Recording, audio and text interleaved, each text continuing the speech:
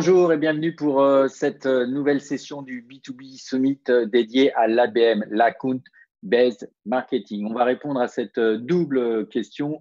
Pourquoi et comment se concentrer sur les comptes qui comptent? Je me présente, je suis Laurent Olivier, un des directeurs associés de l'agence Aressi. L'agence Aressi, c'est l'agence B2B du groupe Epoca. 100% de nos clients sont dans le B2B et donc on a une équipe dédiée à cette approche, l'ABM. Pourquoi il faut se pencher sur ce sujet de l'ABM et pourquoi il faut en faire une priorité dans les prochaines années? Parce que clairement, en France, 90% des entreprises sont des TPE, PME, et donc le tissu économique est composé de petits comptes à faible potentiel. Et donc, dès que vous adressez des sociétés avec les plus gros parts de marché au sens les plus gros potentiel de marché, il faut passer à l'ABM. Deuxièmement, clairement, il y a aujourd'hui un projet de la publicité trop intrusif, des approches commerciales trop fortes, des approches commerciales non ciblées, et vous allez même abîmer votre marque si vous ne passez pas en ABM et que vous êtes trop dans une démarche agressive commercialement. Troisièmement, émerger naturellement est compliqué aujourd'hui. On a beaucoup parlé d'inbound marketing, de stratégie où on écrit du contenu avec une logique de SEO en attendant effectivement d'être trouvé sur un blog grâce au SEO. Sauf qu'aujourd'hui, avant d'émerger, c'est compliqué. Et en plus, comme on l'a vu sur le premier point, les 90%, vous allez émerger, mais 90% des formulaires et des contacts que vous en avez engagés vont être des TPE, PME parce que c'est aujourd'hui la réalité du tissu économique français. Donc, si on refait un petit peu en arrière sur les différentes techniques de marketing, on a ce qu'on appelait avant l'outbound, donc ce gros chalutier qui à lui tout seul racle la mer et donc va nous ramener plein de poissons et pas que les bons poissons. Donc ça, c'est plutôt des techniques à l'ancienne qu'on recommande de ne plus trop déployer. C'est ce que je disais au début sur le marketing qui est trop agressif. Donc, c'est ce qu'on appelait l'outbound. Alors, il y a encore de l'outbound en ABM, mais on va voir comment on le fait d'une manière très ciblée. L'inbound marketing, donc je viens d'en parler aussi. Donc, cette approche qui vise à attirer toutes des bancs de poissons très similaires, mais souvent, hélas, ils sont comme sur cette photo très petits. C'est ce qu'on appelle l'inbound marketing. On parle aussi aujourd'hui de gros hacking, cette technique un peu dark, un peu électrisée, un peu électrisante, qui met beaucoup de techno et beaucoup de mécaniques liées à des techniques d'acquisition digitale par des leviers, notamment LinkedIn, qu'on utilise beaucoup en gros hacking. Et puis, voilà, l'ABM, c'est ça. Et donc, c'est clairement la pêche au thon, la pêche au gros. Et donc, on part avec un bateau à une zone clairement définie, avec les appâts qui vont bien, avec une stratégie spécifique pour aller chercher cette typologie de poisson-là. Et on ne récupère pas tout et n'importe quoi dans le filet. On va vraiment très clairement partir à la conquête de ces comptes avec des plus forts potentiels de business.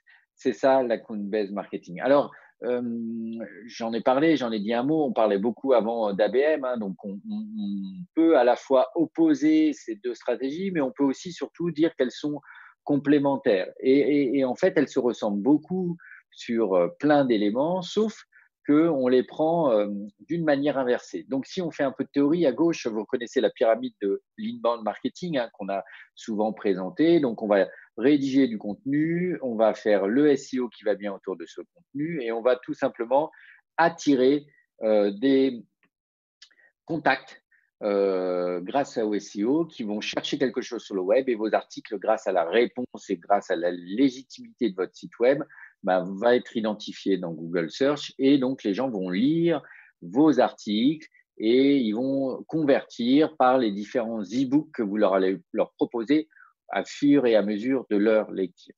Et c'est comme ça donc que vous allez élargir votre base de données, de prospects, et vous allez mettre en place du marketing automation qui va faire en sorte d'entretenir et développer la relation avec vos prospects. Mais à la fin, vous allez très vite vous rendre compte qu'entre vos MQL et vos SQL, il y a énormément de déperditions. Et parce que c'est les 90% des entreprises qui ne sont pas dans votre cible parce que c'est des PME. Et donc, le potentiel de business associé à ces gens-là n'est pas bon.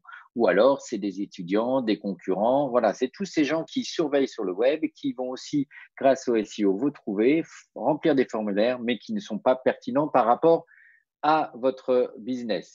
Donc, à l'inverse, on va travailler en ABM en faisant une première étape, et donc c'est la première, la plus importante, c'est de recenser les entreprises ciblées. Et ça, vous n'allez pas le faire tout seul en termes de marketeur, vous allez le faire avec vos sales, on va y revenir. Et puis, vous allez, deuxièmement, engager une campagne personnalisée, activer une campagne dont l'objectif va être d'engager et de construire ensuite une relation durable. Et pourquoi la pyramide elle est inversée? C'est que vous allez même faire en sorte que dans votre stratégie ABM, clairement les clients y soient intégrés. Parce qu'un client, il rentre souvent petit et vous allez avoir comme objectif de développer le business, que ce soit par de l'upselling ou du cross-selling. Concrètement, comment ça se passe? Et on va rentrer un peu dans le détail et je vais vous expliquer un peu comment maintenant passer à l'ABM. Premièrement, il y a cette première étape de préparation préalable avant de se lancer. Et là, il y a clairement quelque chose de très différent de l'inbound marketing qui est cette étape un peu de coordination avec les équipes sales et marketing. Et là, il faut faire un travail important avec le directeur commercial en amont, c'est de bien être certain de qui fait quoi, qui est responsable de quoi, à quel moment s'arrête le marketing, à quel moment commence le commercial, ou plutôt à quel moment on travaille vraiment ensemble et on se réunit autour de la table. Et on va même créer par exemple un comité ABM qui est intégré, peut-être déjà une réunion qui existe. Moi, je recommande de ne pas créer une nouvelle réunion, mais de s'intégrer dans une équipe comme dans une réunion commerciale pour parler spécifiquement des comptes ABM. Deuxièmement, il est bien aussi d'aligner les objectifs au sens les pay plans, les incentives. Voilà, peut-être que les commerciaux peuvent être moins incentivés sur d'autres critères et plus incentivés sur les comptes ABM qu'ils activent. On va essayer de faire un seul reporting sales et marketing, je vous montrerai à la fin, et on va vraiment passer du temps à valider les entreprises que l'on adresse, partager la liste, faites-la sur un drive, que tout le monde soit au courant, que tout le monde est validé, pour qu'on parte tous alignés dans la même direction. L'ABM peut avoir 3 niveaux. On peut faire de l'ABM pour un compte, on le fait parfois lorsqu'on va être sur un appel d'offres ou quand on veut être sur une mécanique très spécifique ou de fidélisation d'un client, ben voilà, on va faire de l'ABM one-to-one. Ensuite, c'est la majorité, on fait de l'ABM personnalisé, donc avec des groupes de comptes cohérents, listés et qui se ressemblent en termes de typologie, de taille ou de marché, par exemple. Et puis enfin, il y a l'ABM de tier 3 qui est donc là plutôt programmatique au sens où c'est beaucoup de comptes qui se ressemblent encore, mais que l'on va adresser d'une manière très digitalisée et un peu moins personnalisée qu'au-dessus.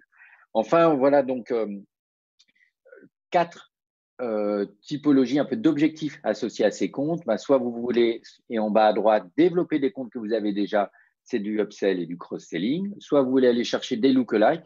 Vous avez déjà des comptes clients et vous allez chercher les mêmes qui se ressemblent. Si vous avez un client que vous satisfaites parfaitement, ben, dites-vous que son concurrent, donc vous devez aussi pouvoir répondre à ces mêmes besoins de cette même manière. Une liste Dream Account ou Green Account, ça se ressemble un peu. C'est en fait soit des gens avec qui on n'a jamais eu aucun contact, hein, c'est ce qu'on va plutôt appeler le Greenfield. Et donc là, on ne sait pas qui sont, on les a jamais eus, et donc on va essayer de les adresser par une campagne un peu spécifique. Et puis les Dream Accounts, c'est ceux où on se dit, on a peut-être déjà eu des contacts, on les a mal abordés, etc. On doit vraiment mieux travailler avec eux. En ABM, il y a un point qui est clé, c'est la personnalisation du contenu.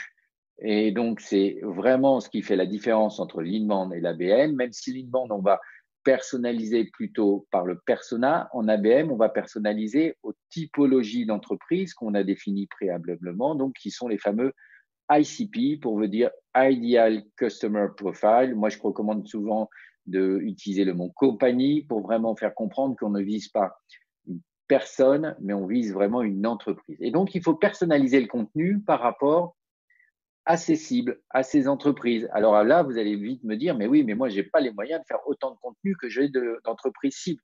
C'est clair. Donc, on va faire deux choses. On va essayer de regrouper les entreprises cibles par catégorie.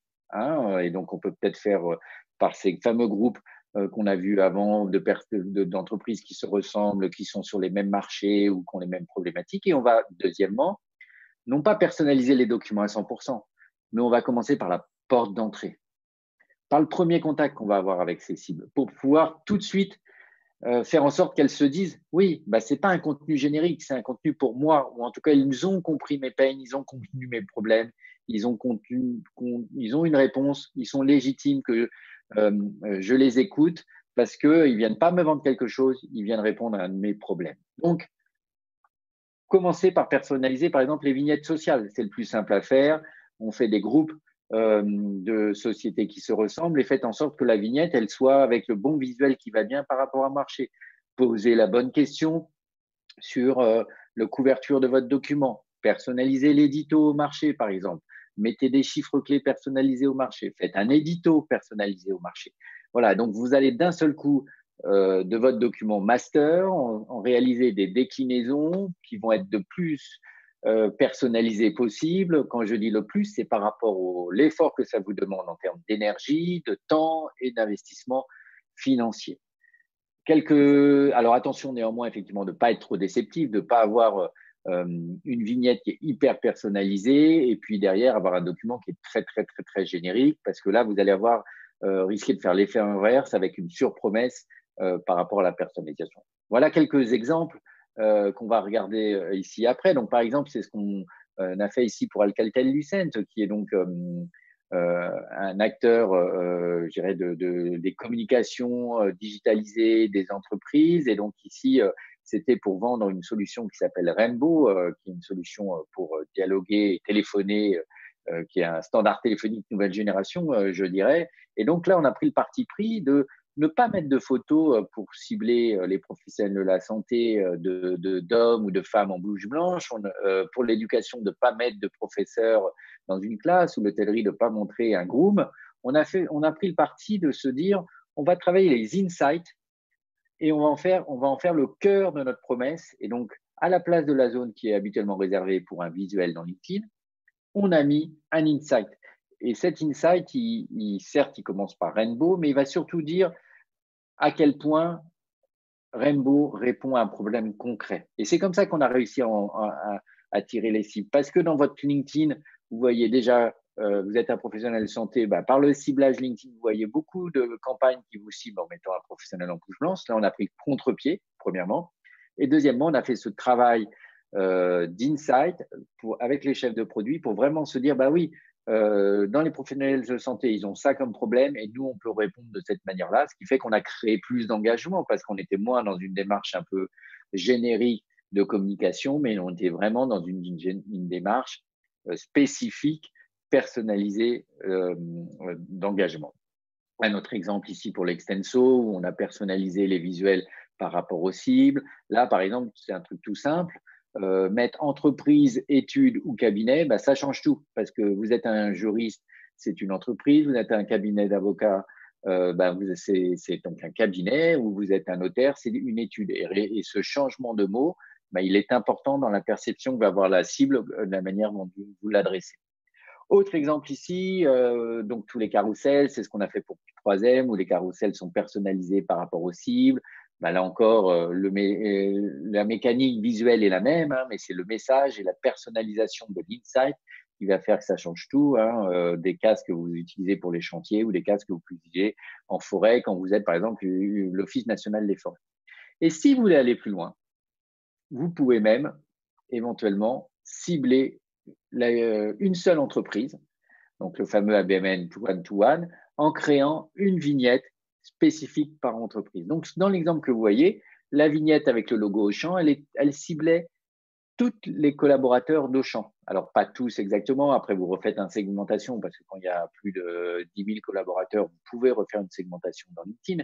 Mais donc, et avec un message qui était de dire Auchan fêtera l'an prochain ses 60 ans. faites en sorte de venir fêter cet événement dans Train Expo qui était notre client, qui est notre client, pour faire la promotion du train comme un espace d'exposition. Donc là, il faut faire attention, hein, parce que déjà, vous utilisez le logo du prospect. Donc, il faut savoir que c'est borderline, je dirais, en termes de est-ce que vous avez le droit de le faire ou pas le droit de le faire. Vous avez même plutôt pas trop le droit de le faire parce que c'est de la marque et la propriété de la marque. Donc là, on l'a fait parce que c'était un message sympathique. Vous le voyez, on n'est pas dans la vente, on est dans la proposition, etc. Mais voilà, aujourd'hui, techniquement, on peut faire des choses comme ça. LinkedIn le permet à utiliser donc à bon escient. Et c'est ça aussi l'ABN, c'est qu'on va être vraiment dans la réflexion de la pertinence du message pour la personnalisation. Et on peut aller encore plus loin, non pas en digital, hein, c'est quelque chose qu'a fait Google Cloud, où chacun de ses patrons, ici vous en avez 10, a reçu un livre personnalisé avec sa photo, avec du contenu qui a été rédigé spécifiquement pour lui, toute une démarche vraiment d'ABM spécifique. Et puis, une autre manière de faire de l'ABM pour engager les cibles autour du contenu, c'est de faire du contenu que vous allez préparer avec justement votre cible. Là, par exemple, c'est Hyundai Entreprise qui cherche à se rapprocher de LeasePlan, qui est à la fois un de ses partenaires et en même temps son plus gros client. Et donc, on a créé du contenu, tout simplement une mécanique d'interview avec le patron de LeasePlan, mais qui a après été diffusé sur LinkedIn et sur le blog. Et donc, ça nous a permis de, faire en sorte que LeasePlan considère mieux Hyundai, donc d'engager LeasePlan, premièrement. Et deuxièmement, ça nous a permis que tous les correcteurs de LeasePlan qui ont vu cette vignette dans leur LinkedIn cliquent et se comprennent la puissance du partenariat entre Hyundai et LeasePlan. Voilà comment, sur cette première partie, le contenu, vous devez le personnaliser. Vous pouvez le personnaliser en choisissant vous-même votre degré de personnalisation, votre effort de personnalisation.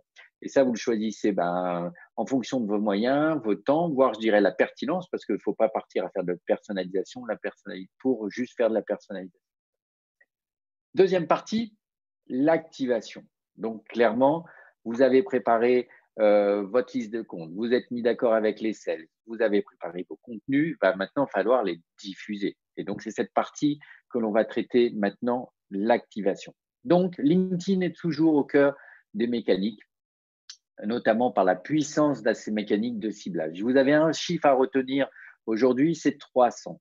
Vous ne pouvez pas faire un groupe de ciblage de moins de 300 contacts dans LinkedIn. Donc, ça peut être une entreprise avec 300 contacts ou ça peut être 300 entreprises avec un contact. Donc, ça, c'est possible. Vous pouvez opter pour l'une ou deux, l'autre, ou vous pouvez faire 3 contacts dans 100 entreprises. Ça marche très bien aussi. Mais il faut le savoir, hein, donc vous ne pouvez, si vous faites de l'ABM one-to-one, vous ne pourrez pas cibler exclusivement la seule et unique personne qui est éventuellement celle que la fonction que vous voulez cibler, le personnel que vous voulez cibler. Mais c'est pas grave parce qu'en ABM, si ce compte il est très stratégique, il est très gros, il ne faut pas cibler qu'une personne. La décision, elle ne dépend pas que d'un contact, elle ne dépend d'un fonctionnel, il y a des influenceurs, il y a une direction des achats. Donc, on arrive à très vite à cette quantité de 300 contacts. Après, qu'est-ce qu'on va faire dans LinkedIn? Et donc, ça, c'est une campagne TIC que l'on va mener grâce à la puissance de LinkedIn et de la manière de programmer LinkedIn. Et donc, c'est vraiment une expertise qu'on a développée de pouvoir faire en sorte qu'on va utiliser toutes les déclencheurs, tous les triggers associés à LinkedIn. Donc, par exemple, vous faites une première action, vous allez faire une animation un peu type vidéo. C'est pas obligé d'être une vidéo que vous tournez, mais c'est une animation vidéo. Et en fait, LinkedIn va nous permettre d'identifier les gens qui l'ont regardé à 100%. Donc, vous faites une vidéo d'une dizaine de secondes et dès que la personne est allée au bout des 10 secondes, et uniquement dans ce cas-là, vous lui proposez la deuxième étape qui est de lire un article. Donc, vous avez travaillé l'awareness, vous travaillez après la considération. Et donc, vous allez, après avoir proposé cette vidéo, proposer un sponsor update, un format que vous connaissez déjà. Et là, il y a un autre trigger, c'est que lorsque les gens ont cliqué sur l'article pour le lire, et uniquement à ceux qui ont cliqué pour le lire, vous déclenchez l'étape numéro 3, qui est donc le formulaire Lead Gen Form, ou dans lequel directement intégré à LinkedIn, les personnes vont remplir le formulaire sans aller sur votre page. Autre mécanique pour activer en ABM, c'est l'IP Advertising. Qu'est-ce que c'est que l'IP Advertising? C'est donc une mécanique qui va vous permettre de cibler un contact via son adresse IP. Donc, l'adresse IP, c'est une donnée qui est publique, que vous pouvez acheter auprès de GetConti ou Visibly, qui sont tous les deux partenaires du B2B Summit aujourd'hui. Et donc, vous allez, comme une adresse postale, cibler une adresse IP. Et donc, votre publicité, elle ne sera, qui est donc une bannière sur l'un de ces sites que vous voyez à droite, elle ne sera vue que par les gens, que par les contacts qui sont à cette adresse IP, donc qui sont physiquement dans l'entreprise. Je précise ce point parce qu'aujourd'hui, bien sûr, en cas de confinement et que les gens sont à leur domicile, cette technique fonctionne moins bien parce que beaucoup de gens, lorsqu'ils ne sont pas au bureau, ne sont pas ne sont pas connectés avec la bonne adresse IP. Il n'y a que ceux qui éventuellement ont un VPN. On arrive à les capter de cette manière-là. Donc ça, c'est une technique spécifique à l'ABM qui permet d'accéder aux mécaniques de grands médias comme d'habitude, des bannières, des arches, des native ads, mais effectivement uniquement aux adresses IP, aux entreprises qui sont dans la liste. Autre levier, bien sûr, on a vu LinkedIn, on vient de voir le média, l'emailing, hein, on fait toujours beaucoup d'emailing, quelles que soient les stratégies. On va dire, là, on les fait d'une manière un peu différente, c'est-à-dire qu'on va, là encore, essayer de personnaliser les messages, et là, personnaliser, par exemple, les headers. Vous voyez le visuel en haut, où vous avez une table pour les bureaux, vous avez ici un espace logistique, vous aviez pour l'énergie, vous aviez à la fois, si on cherchait à vendre des imprimantes, si on cherchait à vendre des tablettes, voilà, c'est tout ce travail de segmentation de la base qui permet de faire qu'on n'est pas dans un emailing de masse, mais on a des emailing vraiment très personnalisés. Autre mécanique en emailing, c'est l'hyper-personnalisation qui fonctionne bien. On utilise des techniques, on va même injecter le logo du prospect. Et donc, une nouvelle fois, ce n'est pas un emailing générique, c'est un emailing très personnalisé. Troisième étape, c'est l'engagement. Et donc là, c'est les fameuses mécaniques liées au door opener, tout ce qu'on peut envoyer, le plus personnalisé. On envoie des mugs où on met le nom du prospect dessus. Donc, quand vous recevez un mug avec votre prénom, ça vous interpelle, vous ne le jetez pas. Et si c'est bien coordonné, que le commercial vous rappelle dans la semaine et vous dit William, est-ce que tu as bien reçu mon mail? Est-ce que vous avez vu mon mug? En général, le contact se crée. C'est pour ça que ces mécaniques-là, on appelle ça des door openers. L'idée, c'est d'ouvrir les portes et de faire en sorte que les commerciaux rentrent en contact avec leur site. Là, c'est une mécanique qu'on a fait avec Atos, pour parler de Google, avec cette idée que la promesse, c'est cette connexion facilitée au monde de l'Internet grâce aux API que propose Google. Et donc, vous voyez cette prise multiple qui porte ce message. Autre mécanique que l'on fait là avec les titres souvent de InfoPro, où on va associer un magazine avec un contenu personnalisé. Donc, on va légitimer l'offre par rapport à une verticale, que ce soit ici le retail ou que ce soit l'industrie à gauche. Autre mécanique aussi qu'on va faire en activation, c'est lorsque vous êtes en appel d'offres, avec toute encore là la subtilité de la démarche, voilà, on va pouvoir mener des micro-campagnes. Donc là, c'était pour Cofidis qui cherchait dans le cadre d'un appel d'offres séduire un seul de ses clients. Donc on ne fait pas une bannière qui dit choisissez-nous, bien sûr. Mais là, en fait, souvent, nous, la technique, c'est de faire du B2B2C, c'est-à-dire de dire à la marque, en fait, aux clients de Cofidis, c'est pas moi, Cofidis, qui vous recommande de m'acheter, ce sont vos clients qui réclament ce que moi, Cofidis, je vous propose. Voilà comment on fait et on travaille en les appels d'offres, en APM et notamment là avec LinkedIn. Un petit focus sur l'approche Ethos, qui est donc une approche spécifique qu'on a développée chez Aressi pour faire de l'APM qui fonctionne, en n'oubliant pas que il y a quand même des fondamentaux dans cette mécanique qui est l'ABM. Et donc, Ethos, c'est l'art de la rhétorique par Aristote. Ce qu'il faut retenir, c'est que c'est vraiment une idée de capter l'attention. Donc, c'est faire en sorte d'étonner, d'attirer l'attention, de gagner la confiance et en même temps de se rendre crédible et sympathique. Nous, on croit aussi à ce désir que l'on peut créer, même en B2B, même avec un service achat.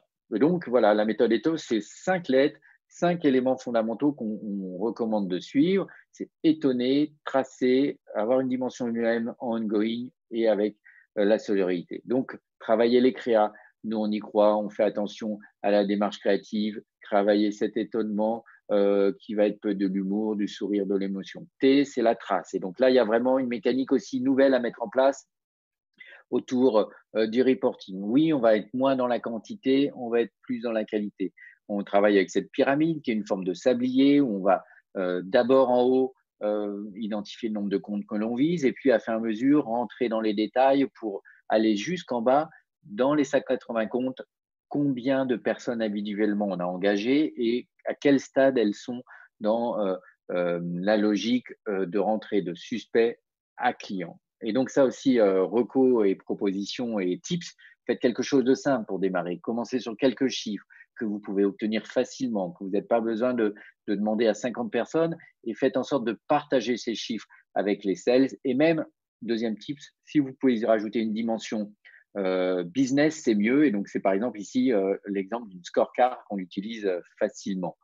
Préparez-vous à certains chiffres qui vont baisser. Hein. Vous allez moins avoir de formulaires, vous allez moins avoir de trafic sur votre site, mais c'est pas grave parce que vous allez avoir des meilleurs formulaires et un meilleur trafic sur votre site. Faites un dashboard sur votre investissement média. Contrairement à l'inbound, vous allez dépenser de l'argent dans les médias et donc il faut pouvoir justifier que c'est le bon investissement. Pensez à la partie humain, donc au persona, personnaliser donc vos contenus le maximum. Et puis l'ABM, c'est pas un one shot que vous créez, c'est vraiment une goutte à goutte. Et puis, par contre, soyez prêts avec la campagne à dégainer. Dès que vous sentez qu'il y a une première approche, bah, hop, il faut accélérer. Voilà, donc c'est ça la méthode Ethos, qui se termine donc par l'élément le plus important, créer un responsable de ce programme ABM, que nous on appelle l'ABM Manager, et ça va être votre casque bleu. Ça va être la personne qui a rien à gagner, qui est pas côté sales, qui est pas côté marketing, mais qui va faire en sorte que les deux équipes collaborent, qu'il y a personne qui a raison, personne qui a tort, mais que tout le monde va dans la même direction pour que ça se passe bien et que vraiment l'entreprise et ses comptes prioritaires soient adressés. On vous propose d'ailleurs d'utiliser, voilà, on a parlé de GetQuanti, Visibly, un de ces outils qui permettent aussi d'informer régulièrement les sales. Hein. Nous, on envoie par exemple tous les jours un email aux sales en lui disant, tiens, sur tes comptes, il s'est passé ça.